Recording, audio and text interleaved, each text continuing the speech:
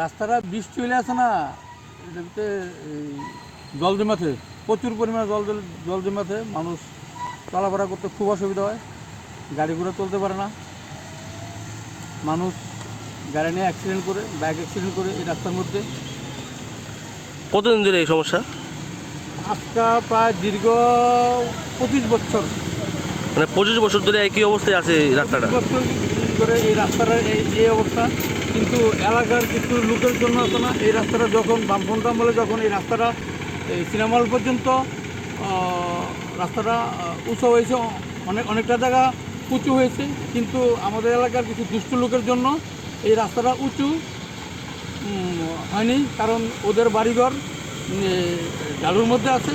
যদি রাস্তা উঁচু করা হয় তাহলে ওদের বাড়িঘরে জল ঢুকবে, তার জন্য এই রাস্তাটা উঁচু হয়নি।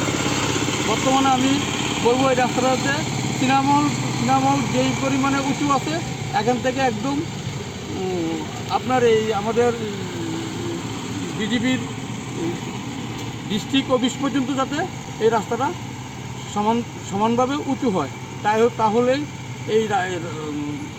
এই রাস্তায় জল জমবে না। কোন জায়গা এটা?